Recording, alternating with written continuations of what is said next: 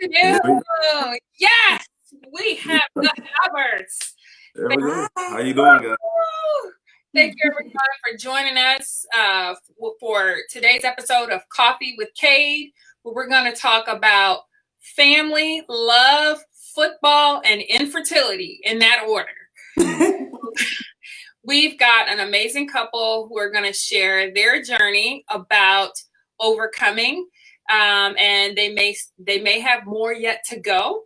But I think sometimes we may feel like people who are more public, or people who have a higher profile, or people who have more money, or people who have more of the stuff that we may want may have a different life than us. They don't have the same medical issues. They don't struggle. But the Hubbards are here to dispel that and to let everyone know that infertility does affect everyone. And they're going to share how they have stayed connected and how they support one another through this journey of overcoming infertility. Now, many of you may already know the Hubbards because dun, dun, dun, dun. Oh, Chris is a football player with the Cleveland Browns, and you may also know his fabulous bride because she's fabulous. Oh, And that's why. thank you. So, but they have been very generous in sharing their story publicly in other settings. And this month, where we celebrate love and we also celebrate Black history, although this is not history, this is current. It will be history in the future.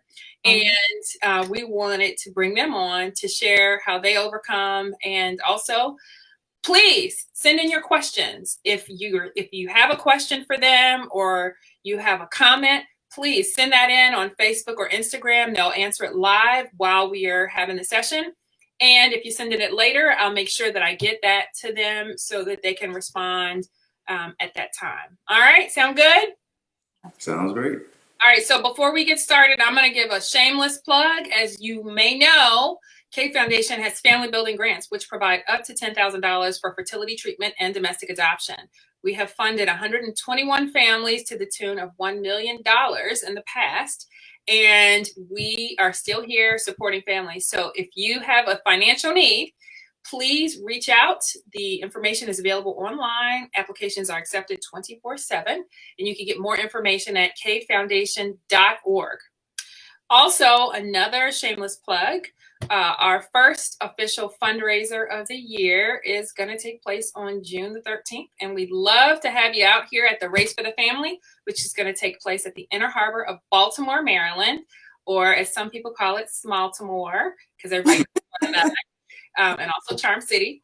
But we'd love to have you out, and we will be raffling off a free IVF cycle from Shady Grove Fertility at that event. So for more information, visit us at raceforthefamily.com, or you can also find information on our website, cadefoundation.org. Okay, enough with the shameless plugs. Hubbard family, please tell me your story. Well, our story starts probably back even before we got married. We knew immediately that we wanted to have children. So even before we officially got married, I had been on birth control. I stopped my birth control to prepare myself for having a baby.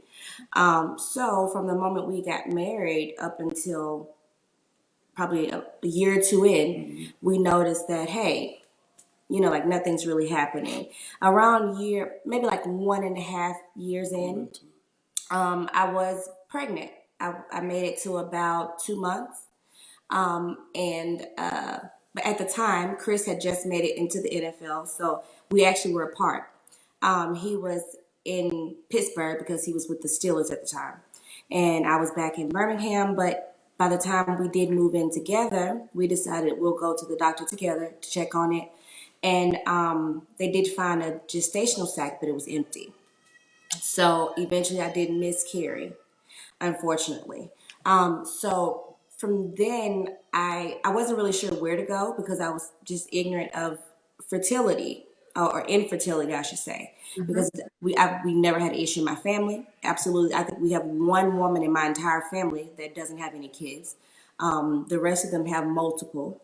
all of my friends were having kids, so it was just like I had this master plan that we would get married. He was already successful, so we could afford to have a child. So that was the plan: get married, have some fun together, have a child, then go on having them at certain levels. So that's just what we planned. We had this master plan, but it just didn't work out that way, like most things. You guys have been married for how long at this point? Well, 7 years. We're going into 8.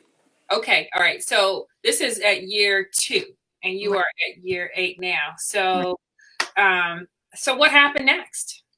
I actually just started Googling one night. The infamous. Yeah, the infamous, Google. I'm just like, well, of course, Google lets you know that you're gonna die from everything. Yeah.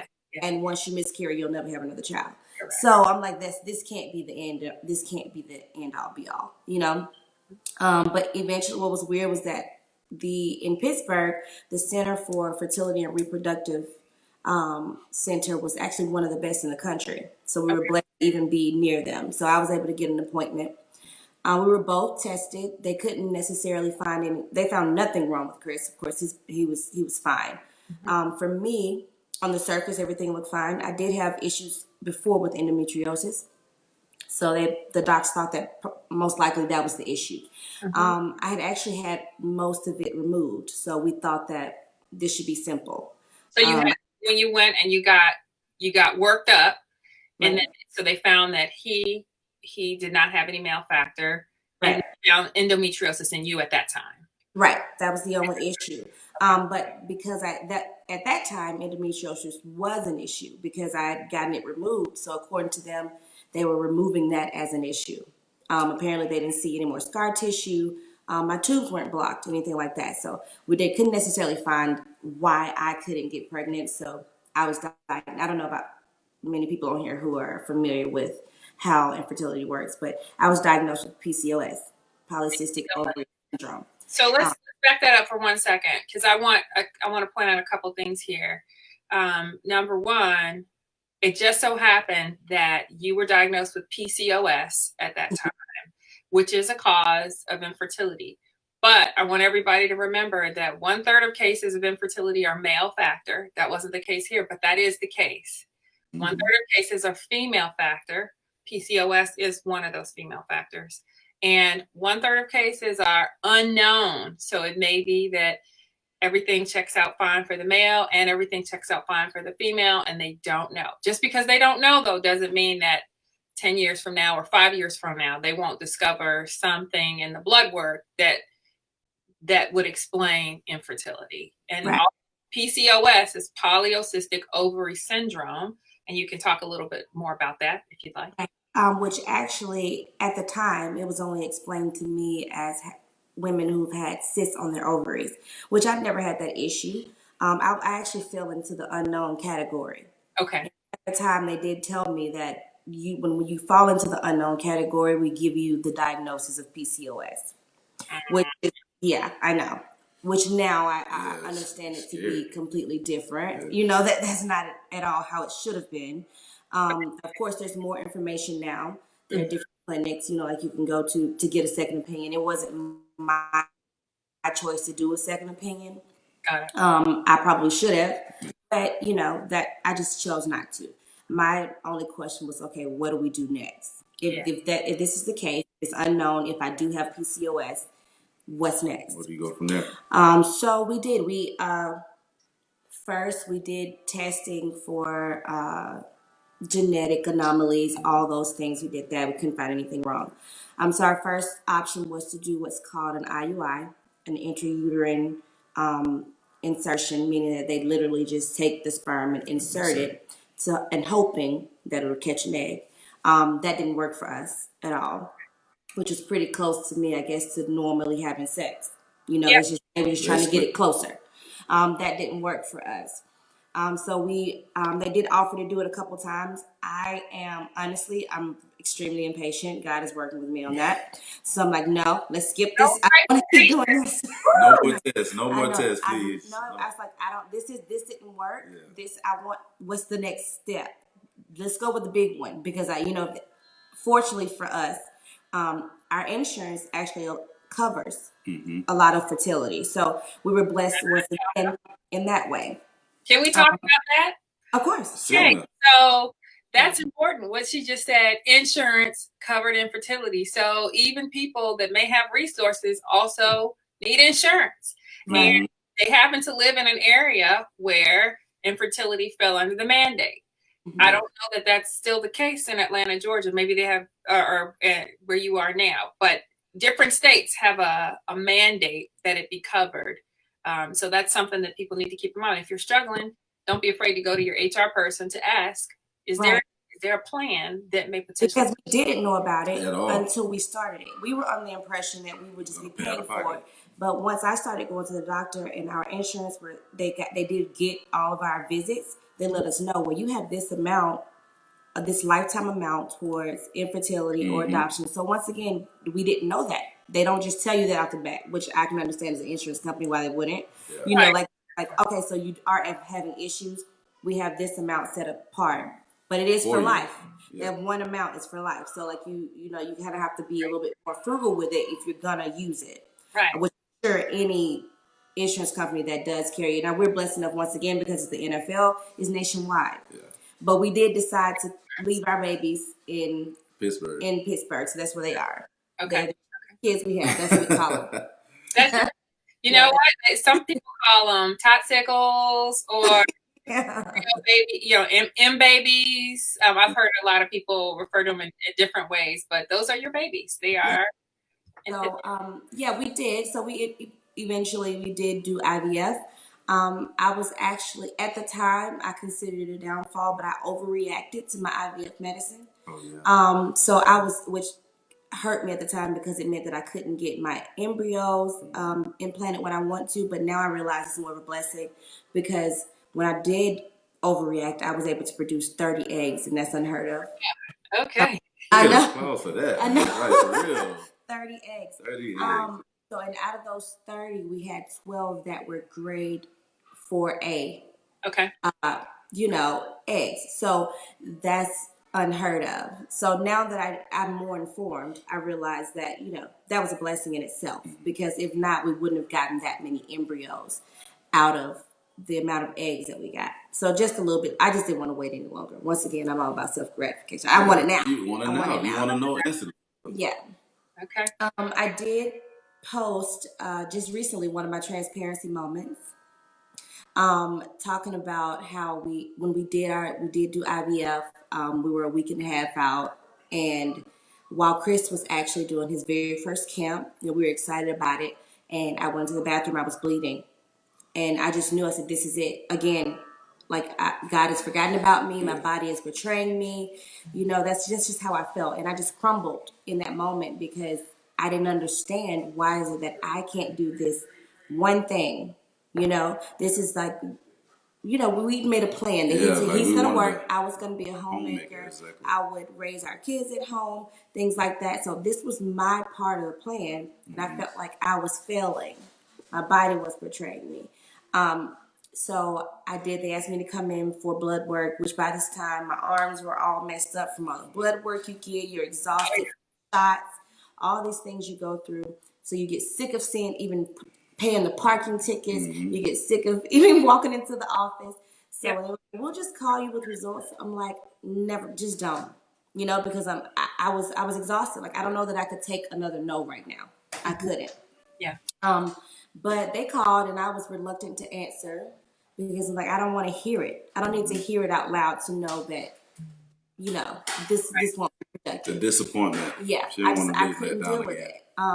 But I did answer, and the nurse apologized for me going through what I'm going through, and she also apologized that I would have another 9 months of pain because I was pregnant. Oh wow! Okay.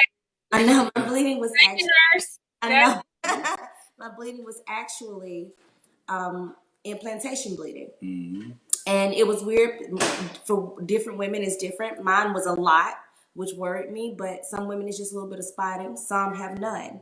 Mm-hmm. But we were blessed enough to be pregnant that time. So from then on, like I couldn't believe it because I never thought it would happen. But even still, it doesn't, I won't ever forget the miscarriage. I won't ever forget the struggle of going through it. And mostly I felt alone because he was new I was to the away. Yeah, he was I new was to the away. NFL. He was having to work to get his position. And I didn't necessarily want to take it to him. I didn't want to stress him out. I didn't feel like there were people I could talk to because my mom never had the issue. I didn't have friends who had issues. I saw teenagers having multiple kids. But on top of that, you're in a different city. You have no one. I didn't know. I didn't have any friends at the time because I just moved to Pittsburgh from Birmingham. I had lived there all my life. So I kind of suffered in silence. Not kind of. I did. So we got Shantana May who says, "I know that feeling. You're definitely not alone, sis." Thank you. And that's why we're here now to let people know that they're not alone. And especially in the Black community, it's taboo to get any type of help. I feel like we were always taught to depend on God. Yeah. You pray for it, it'll happen. It'll happen. It'll happen in God's timing. But I'm a firm believer that I don't put limits on God, and that God did give people, the minds to innovate. So if He was able to give a doctor or doctors the tools, if that's just their brains, to come up with a way to help us have a baby, then to me that was us helping ourselves, and God helps them who helps themselves. So we were going to take that next step. So it doesn't mean we believe any less in God. We still had faith. We still had hope at times. Him more than me, because I felt like it was my body betraying me. She felt like she was letting people down. That's what she thought the whole time. That's what I felt like. I know my mom was waiting for her first grandbaby from her daughter. So it was like this pressure. And of course, you're married. The first thing everybody says is, you should have kids. When are the babies coming? So it's like all this pressure on your uterus, on your mind, on your body. So, and when you're not well, it's nearly impossible to get pregnant. And a lot of women don't know that. And that means mentally, emotionally, spiritually, not just physically. You put a lot of stress. For me, my stress manifests physically. Yeah. So when I was stressed out, that was putting stress on my body, and also not allowing me to be whole. I couldn't be. So that could be a reason why I wasn't getting pregnant. So really, that's most of our story. And still, we've tried again without IVF, and we weren't able to get pregnant. So we are now, and when I found that out, once again, I was afraid again. It took me right back to that place of being worried that if we go through this again, will I have the same outcome? Will I have the same outcome? Will I have a successful cycle the first time? We were blessed for the first time for it to work, but we don't know that it will. I'm older now. I'm older. I'm 4 years older now. That's what he said. You're not older. He's sweet. He's saying that to me because I'm older than him. But I'm older, so that can affect things. You never know. So yeah, our story is still ongoing. We're still working, man, and that's what life brings to you. You know what I mean? Like it's gonna be ongoing, and we're gonna keep growing as one. Yeah. At the time, it put a lot of stress on our marriage. Yeah.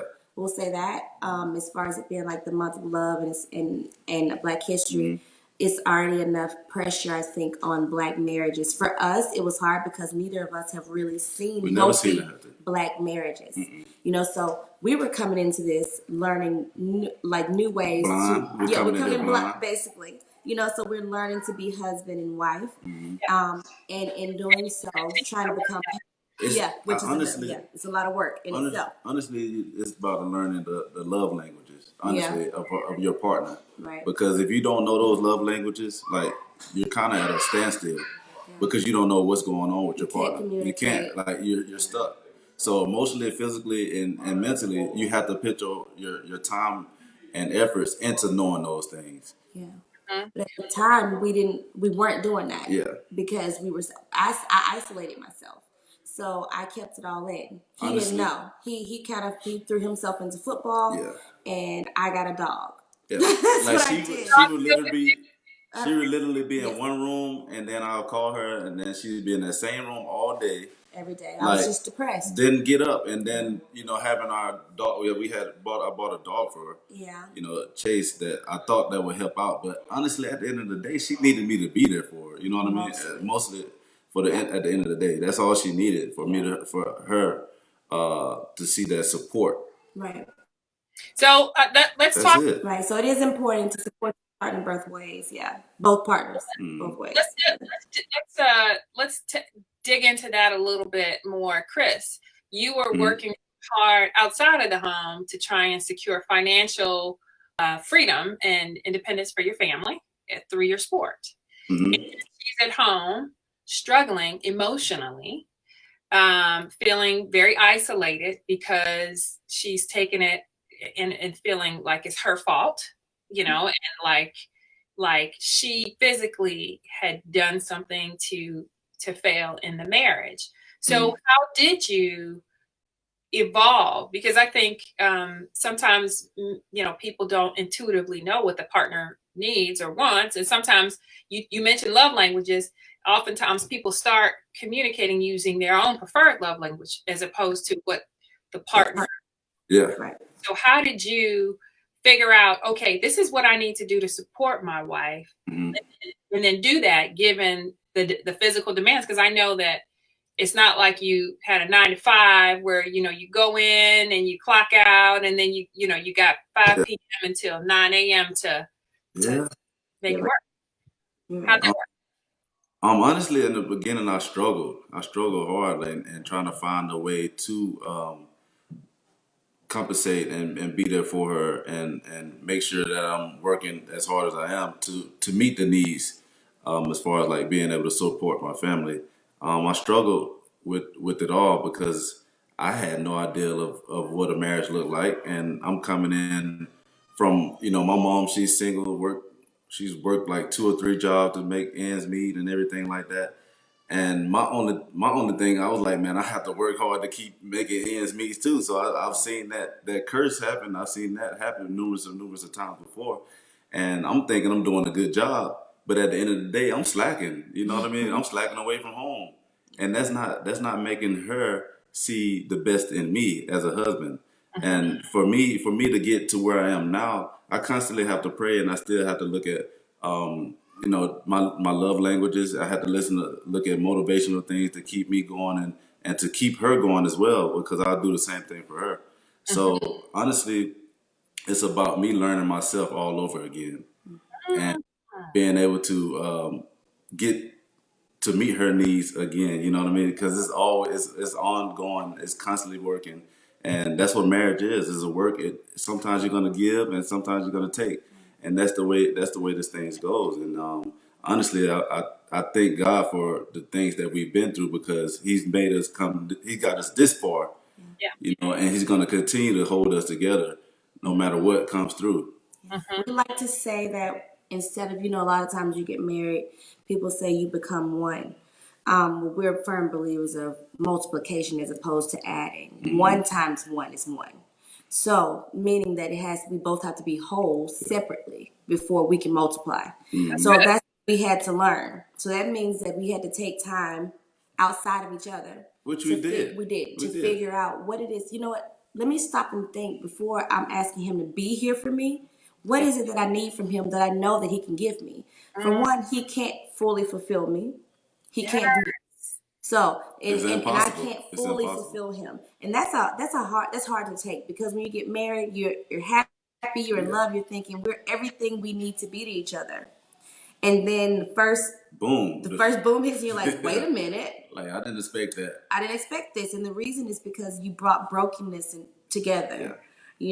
So my brokenness was the fact that I was always taught, you're a woman, you're strong, you handle things, you just deal with it.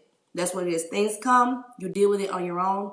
If he's a man working, you let him work. I still remember my granny said that you let a man work. You don't stop him from working. You don't do that. So that was ingrained in me. So these are generational things that were that we both had put into us. Generationally, he saw his grandfather work every single day to make sure that they were taken care of. So, like in doing that, so we had these 2 generational curses that we brought together. We didn't realize it. They were actually fighting each other. It was like a big, it was like a big tornado going on. Yeah, and we didn't recognize stirring everything up and not knowing what's what. Yeah, but when we sat down and eventually we did get counseling. We did counseling. We did acupuncture. We wrote notes to each other. Notes so that we could refer back to them. Yeah. Was it one of those we write it on the mirror, or was it like sticky notes? She had her notepad, and I had my notepad, and we wrote, middle. Yeah, we wrote like, this is what do I feel like I need for our marriage to work beyond this? Like, how can if we can't get past this, or if we're going to work to get past it, what do I need? Yeah. So we both made lists of what it is that we needed from each other. And that way we have a written version of it. While you're sitting down, you're not mincing your words, you're not mixing it up. You have it written down clearly. So that I can read what he wrote and ask him questions. He can read what I wrote and ask questions. And in so, we learned each other. And now we know how to support each other in those different ways. So I recognize that he needs more support and encouragement when it comes to his job. And in doing so, by him being such a manly man, I'm attracted to that. And it made me want to submit to him. The fact I realized that, wait, he's not doing this to spite me. I thought he was going to work every day to get away from me because I was emotional. Whereas really, he was working hard because he never wanted us to have to worry about money ever again. That's the whole goal. He wanted to take that off the plate. That's the whole goal. So when I recognized that, I took a step back and said, hey, wait a minute, maybe it's you. You need to take a step back. And I know what we're going through is a lot, but he's doing the best he can. And all you can do is tell him how you feel. Yeah. Because in my mind, I wanted him to just guess it and do it right. And I should know what's going on. Guess it and fix it. But that wasn't enough. But it really did take. A lot of people don't understand like our whole journey, to be honest, because like when we first got together, like I had nothing. Like she supported me through everything, through like meals. Like when I was going to UAB, like meals, like she hooked me up as far like cooking and everything, like where does my phone bill or something like that, just to keep money in my pocket. Like she was there for that. Like nobody gets to hear that. You know what I mean? So she would support me from UAB until when we first got into the NFL. She supported me. Like honestly, like fully and physically and mentally and emotionally. Like she put all that effort into what I had going on because she believed in me more than I believed in myself. So a lot of people don't hear that story because she touched me, man, and she helped me out when I had nothing. But that's because he had a plan too, like just like I had my plan. I asked him, now I am a little different. I didn't have any problems in my home, but I just wanted to be an adult. I moved out when I was 17. So I knew how to take care of a household on my own. So coming into him, he didn't have that experience, but I saw his potential. I saw how hard he worked even when he was a student athlete. And we sat down and talked, and we were like, I said, well, Chris, I need to know what plan B is. Because for me, you're going to UAB. Nobody really gets drafted from UAB. Going to the NFL, you want to do that. That's fine. But that's University of Alabama, Birmingham, right? Right. Okay. So I'm like, so what's your next? I need to know plan B, C, D before I can throw everything in. And he had a plan. So that's what happened. On all A, B, C, D. Yeah. So like, as long as you have a plan, I will support you. And that, once again, that comes back to our religion, though. As far as a woman submitting to a man, a lot of women don't know the power in submission. When I started to submit to him, he actually opened up more emotionally, and he was there for me. So there is power in that. So I think it's learning a balance.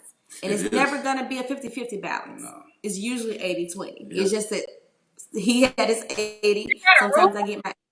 The 28 rule, I heard about that rule. People make it a bad thing, but I just don't believe that in marriage it's always 50-50.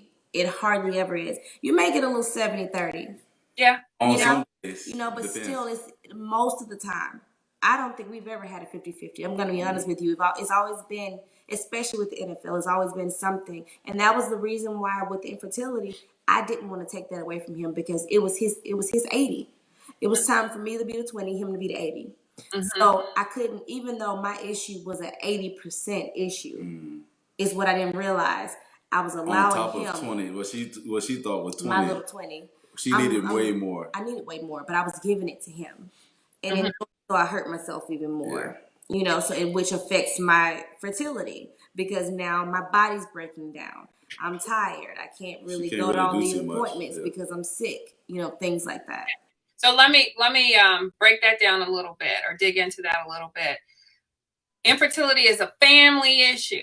And this, even though she might have thought that she was kind of hiding it and kind of keeping it away from him, he saw it because her behavior when she's at home, depressed, lying on the couch all day, he sees that and his heart is breaking because he's feeling like, what can I do to support my wife? So what I'm taking away from this is, number one, share, talk, let your partner know what's going on.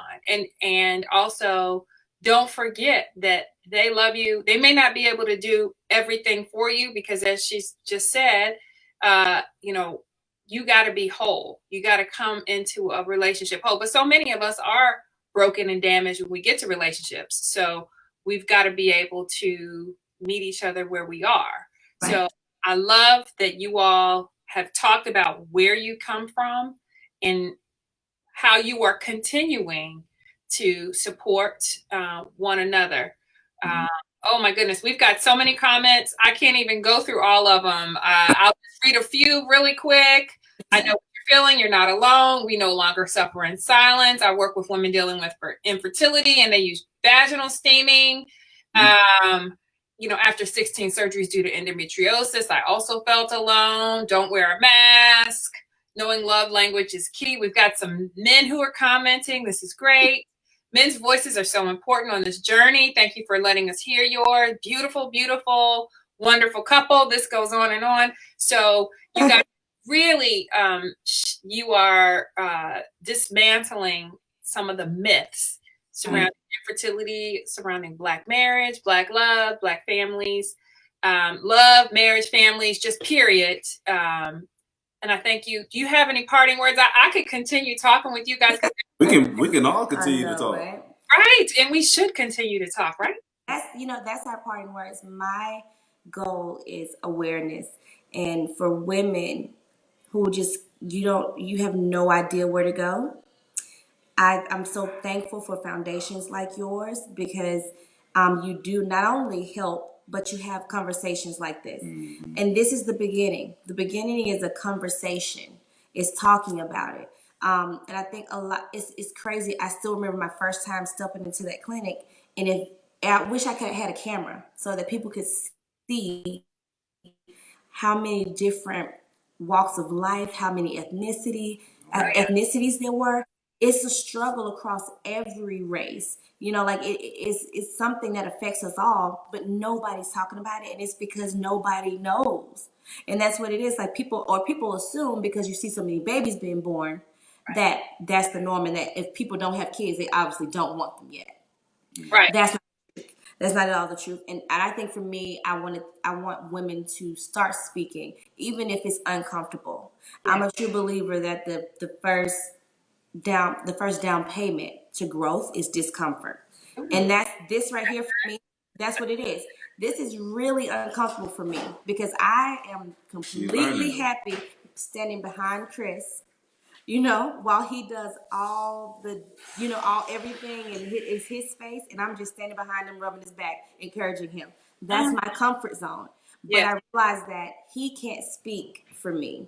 So he doesn't know all those feelings that I had. Even if I told him, he wouldn't understand them. Men are logical beings. We're emotional beings. So for women, sometimes you want to talk to a woman. For men, they don't feel comfortable talking to a woman who has fertility issues because it's different for them. Right. I've had one man.